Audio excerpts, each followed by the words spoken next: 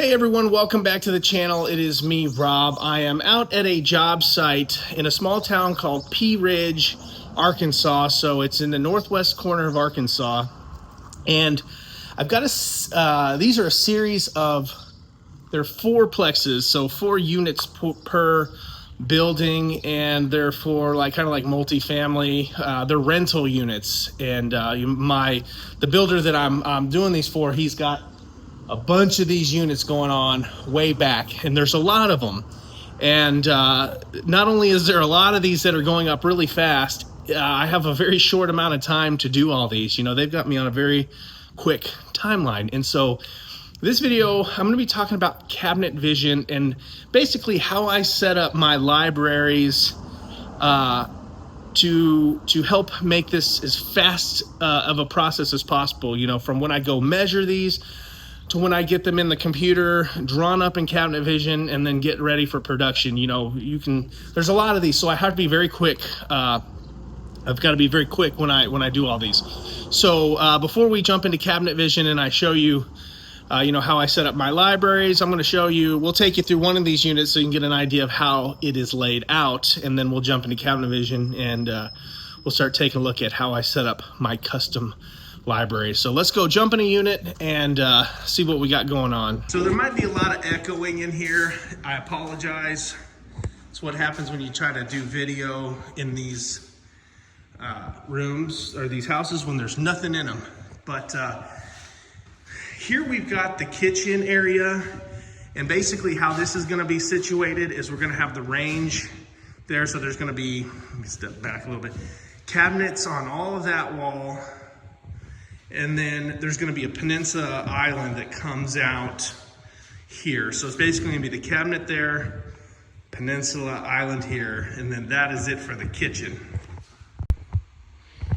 Here we've got a little powder bath next to the front door. So you walk in the front door, so there's going to be a little vanity there. And I think that's all that goes there. And then let me zoom out a little bit. If we come upstairs,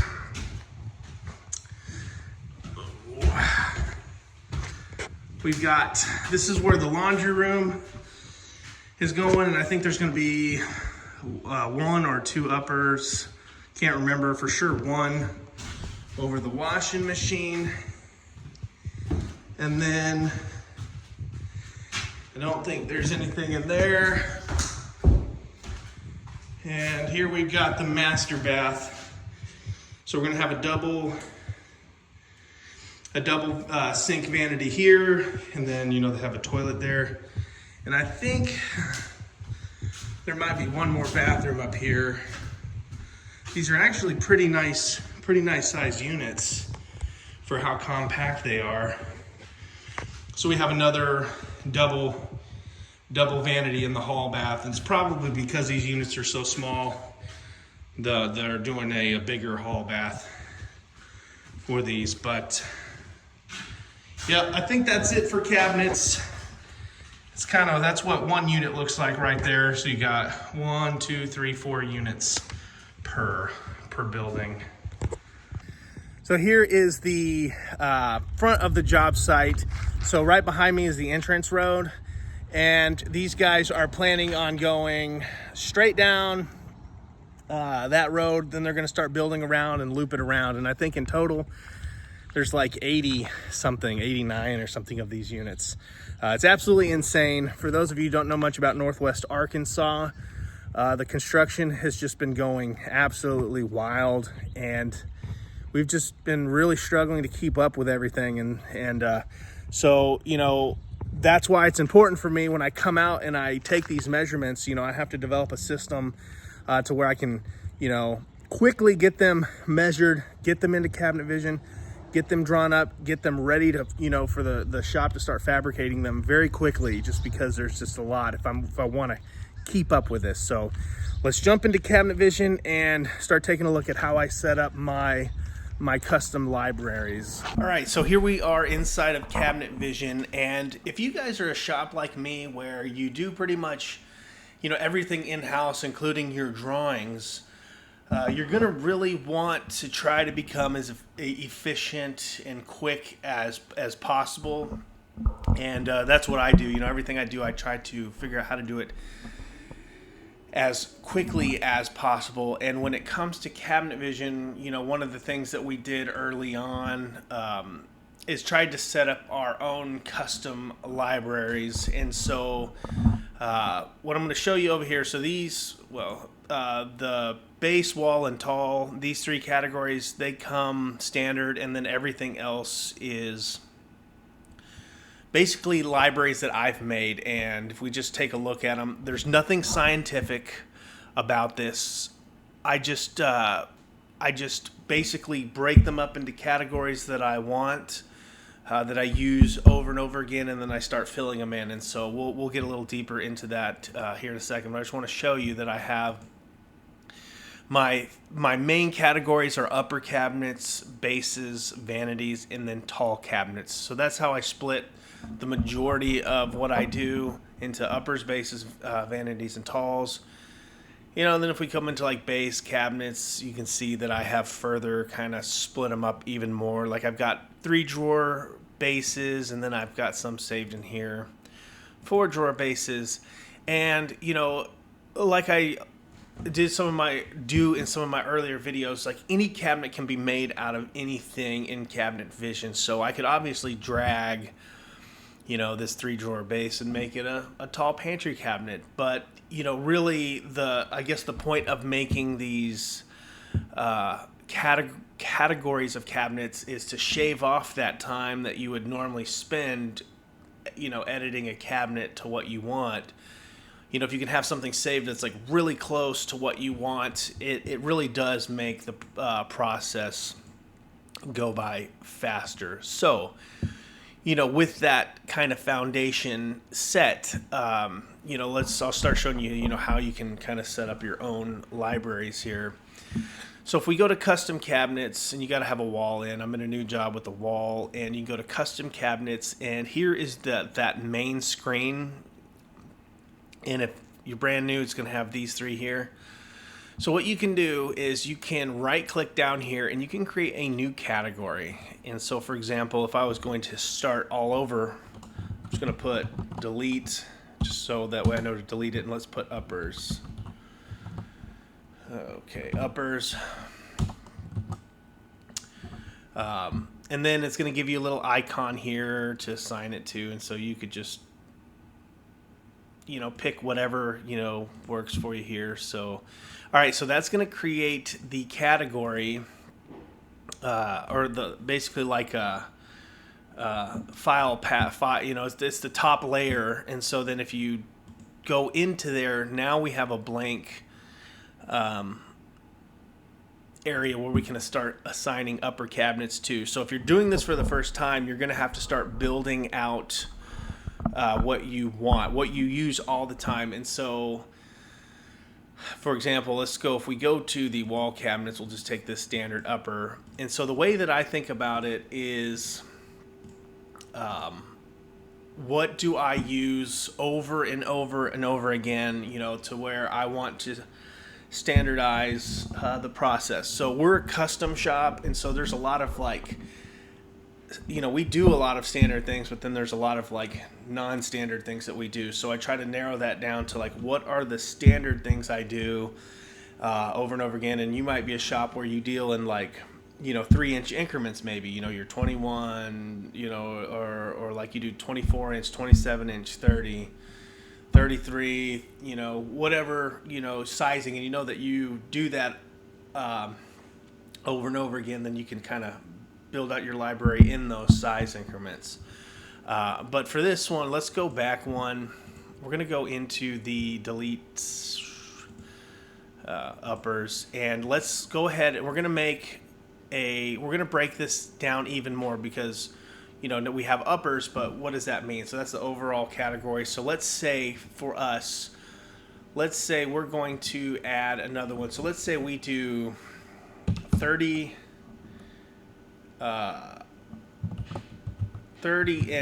uppers, And I'm just making stuff up here, but this would be pretty standard. Let's say we do 36 uppers and add category, maybe like 42 uppers. And then whatever, you can, and then, we'll just leave it at this, and then you guys get the idea. Then you can add, maybe, some different ones, whatever it pertains to you. But let's say these three I use fairly regularly, and let's see if I can change the order. Let's see, we want to move item. Okay, come on, let's do it again. Move item. 30, 36, 42. So what I did, I like my stuff in order, obviously. It helps.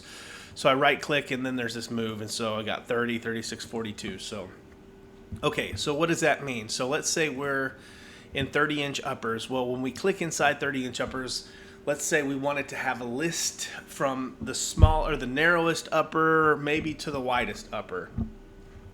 And just for the sake of argument, let's say the narrowest upper is 9 inches. So let's make this cabinet a 9-inch cabinet, something like that. That looks good. So let's say, this is 9 by 30. So that's pretty standard, I feel like, for a small cabinet. So let's say we're going to name this wall, however you want to do it, 930. I'm just going to do it like that. Maybe put a dash in it. Makes it a little more legible, but 9 inches wide, 30 inches tall. And then my recommendation would be you don't want too much going on when you make library cabinets. And what I mean by too much going on is like overrides. Like, you don't go in, and I wouldn't edit in anything too much.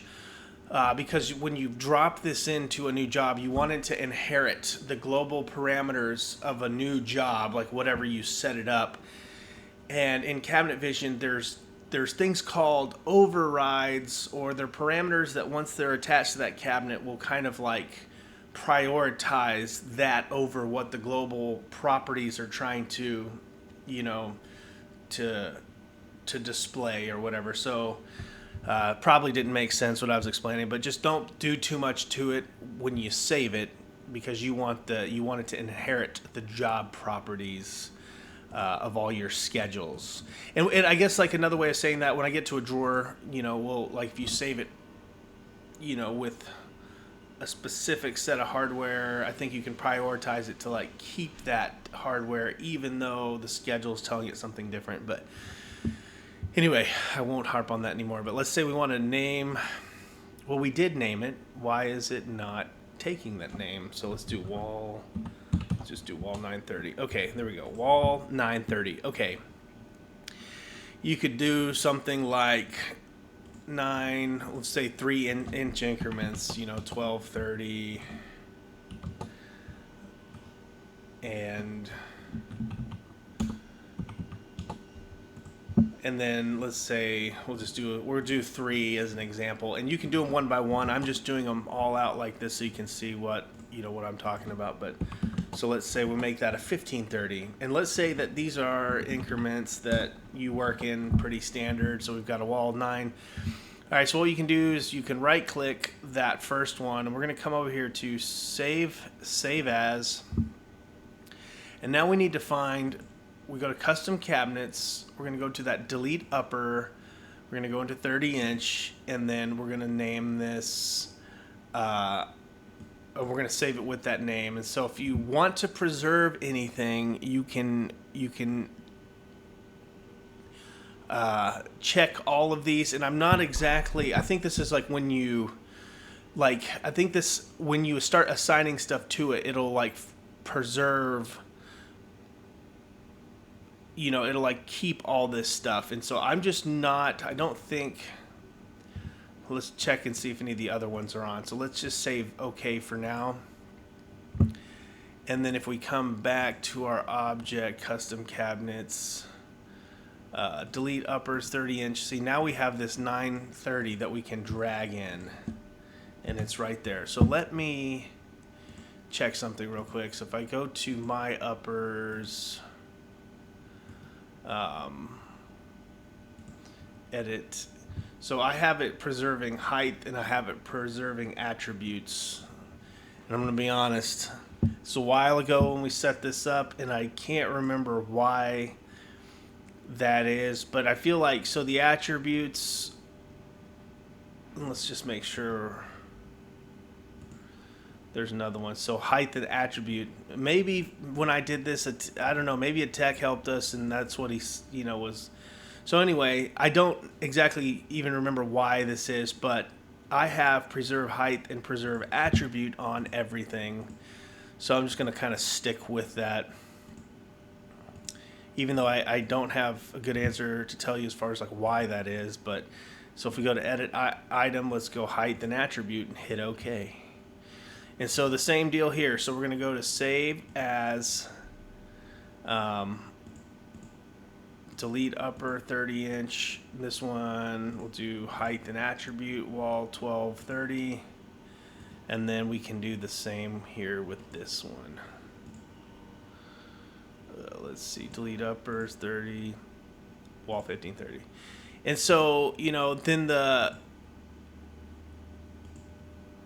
just go double check here to make sure they're in here. So if we go to 30, we've got the 3 and you can just drag them out.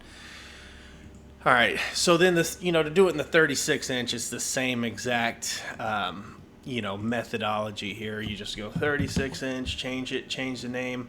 And so you'll kind of probably have to chip away at this. You'll have to sit down and spend some time, building out. I would start from the smallest. You could even go, where you do a 9-inch, a 10-inch, 11-inch, a 12-inch. You can go one by one and do it. Like, for example, I think when I did the bases back when I first started, so I just kind of went down the line and I just made 1, 22, 23, 24, whatever, so you can do it that way, each size, or you could do it in, size increments if you don't want a big one here. And then I've got, one for a trash can here, default. This has a spice rack, and basically all that I do here, it's a regular base. I just have it where I saved it in the notes, so you can, whatever you can put comments in and save it, because like this is a standard style spice rack pullout I do over and over and over again. So I was just like, I put 3 shelf pullout, no hinge for the doors, and it'll save the comments. And then let's say, that's good for the uppers. I think you guys have a pretty good idea of, the pattern there. You could do the same thing, add a category. And then we can do base cabinet. So base, sign up cabinet here. So we've got base, and then you go into your base and your same, we could add a category here. Let's say you could do standard base. Let's say maybe you have, this is how I do it, I do base 3 drawer, base 4 drawer. Let's see, what's another one we have? Lazy Susan. Those are typically like, they don't vary in size too often, but you could do something like range base cabinets. So range base, so something with like a cooktop.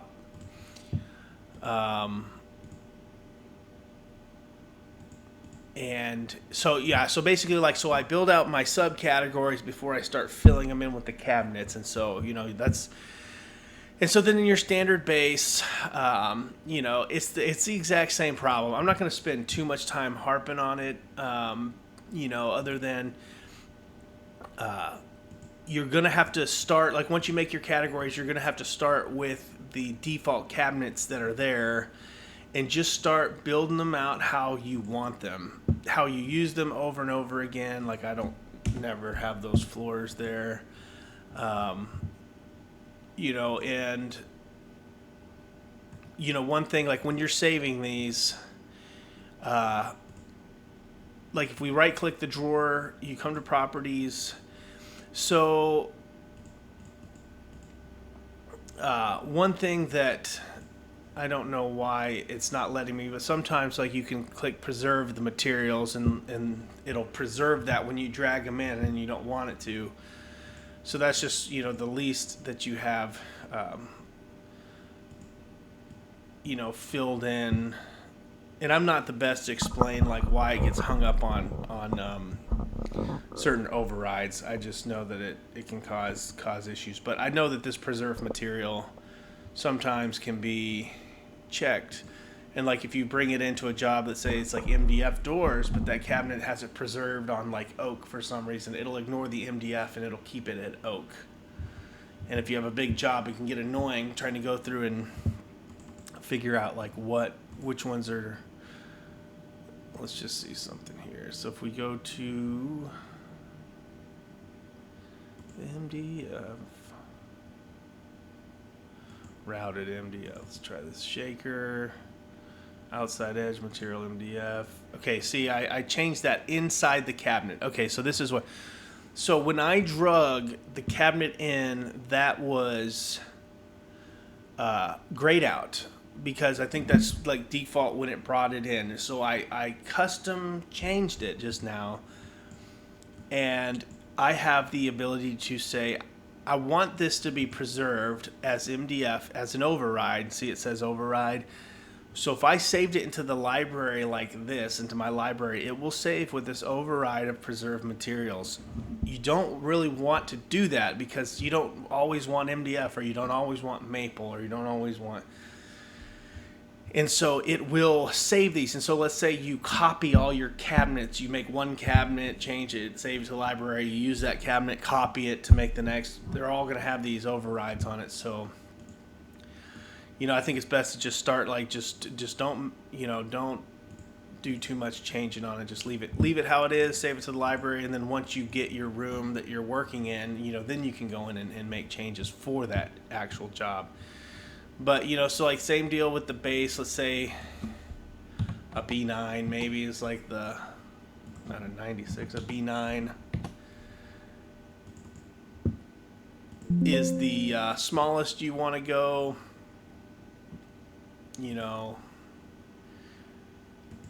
Not going to do too much changing there. But so let's say we want a B9. And you hit OK, and so we save, same process. We're going to save that to base cabinets, delete base, standard base, and B9. Let's do height and attributes. And so then if we come in here, we can check to make sure that it is good, standard base. So we've got our B9. So, I think you guys have probably got the idea by now, how to how to do it, how to add cabinets in to the different ones. And so, I want to say it's advice, because I probably have no right to be giving any advice to anybody, but my goal, when I started using Cabinet Vision, is how fast can I do things. Like I've got to make sure that when I sit down with the limited amount of time I have, I can be very efficient, because these computer programs, depending on your skill level, you can either fly through this stuff, or it can really bog you down because you're having to think a lot about what you're doing. So if you have a good custom, library setup, you can really help yourself out on the efficiency side of things. So hopefully I kind of was able to give you guys a good breakdown of like what I do, if it's not overly confusing, because I probably am not the best at explaining different things, but that's basically the gist of what I do and what I feel like can really help speed things up. So especially when you got a lot of jobs down the pipeline, because the last thing you want to do is start getting behind, because then it just all piles up on you. But anyway, I will shut up and let you guys get back on with your day, and I appreciate you guys watching wherever you are. Thank you, and I will see you in the next video.